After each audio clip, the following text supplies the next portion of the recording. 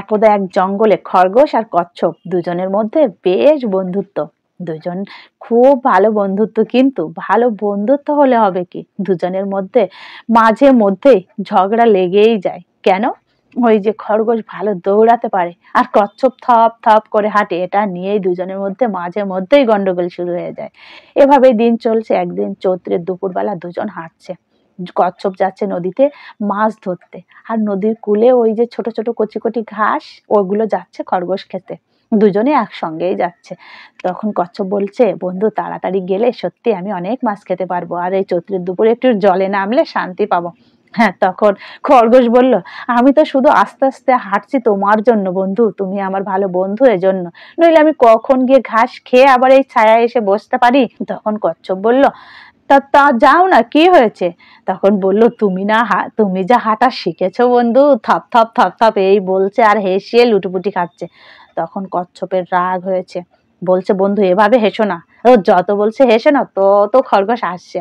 তখন কচ্ছপ বলল, দেখো বন্ধু হেসো না, তাহলে একটা দুজনের মধ্যে দৌড় প্রতিযোগিতা হয়ে যাক। তখন খরগোশ বলল, কি বন্ধু, তোমার আর আমার মধ্যে দৌড় প্রতিযোগিতা? এই বলে আবারও হাসছে। তখন বলছে, হাসছো ঠিক আছে, তো দৌড় প্রতিযোগিতাটা করো। তুমি যদি জিতে যাও, আমি আর কখনো, তুমি হাজার ব্যঙ্গ করলেও, আমাকে অসম্মান করলেও আমি কিছুই বলবো না। আর আমি যদি জিতে যাই, তুমি কখনো আর আমাকে এই থাপ থাপ হাঁটা নিয়ে কিচ্ছুই বলতে পারবে না, কেমন? বলে, ঠিক আছে, তুমি যেটা বলেছো সেটাই হবে, জিতবো তো আমি। তা আবার অত কি আছে, ঠিক আছে, তা কখন প্রতিযোগিতা আর কোথায়?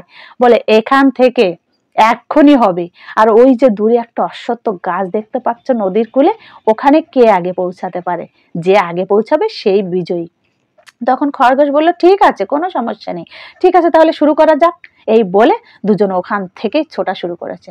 খরগোশ দৌড়ে গিয়ে পেছনে তাকিয়ে দেখছে, কোথায় গেল আমার কচ্ছপ বন্ধু, দেখতেই পাচ্ছে না। তখন খানিকটা হেসে বলল, কচ্ছপ বন্ধু, তুমি আবার আমার সঙ্গে দৌড় প্রতিযোগিতায় নেমেছো, বেশ, তো তুমি আসো।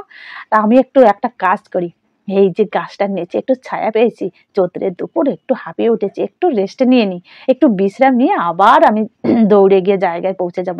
আমার তো বেশিক্ষণ লাগবে না, তুমি হাফ রাস্তা আস্তে আস্তে আমি আগে গিয়ে পৌঁছে যাবো ওই অশ্বত্থ গাছের নিচে। এই বলে ওই গাছটার গোড়ায় একটু বসে জিরিয়ে নিচ্ছে। আর ওই চৈত্রের দুপুরে হিমেল হাওয়ায় কখন যে খরগোশ ঘুমিয়েছে খরগোশ নিজেই জানে না।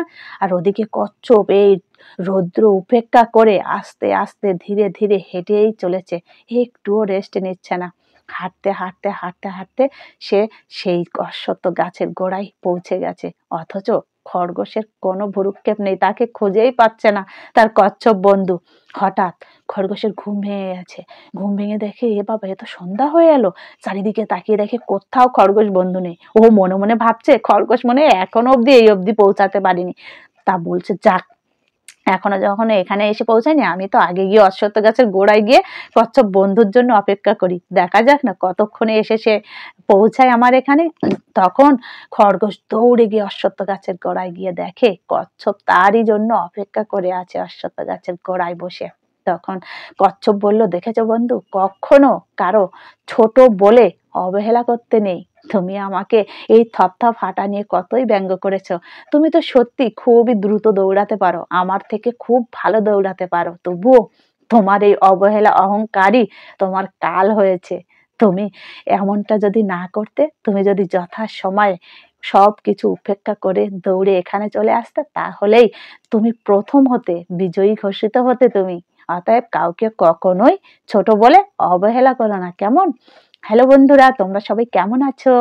আর আমার এই কচ্ছপ আর খরগোশের বন্ধুত্ব কেমন লাগলো, এদের রেসটা? যদি গল্পটা ভালো লাগে কমেন্টে একটু বলো, আমি তোমাদের কমেন্টের আশায় থাকলাম, কেমন?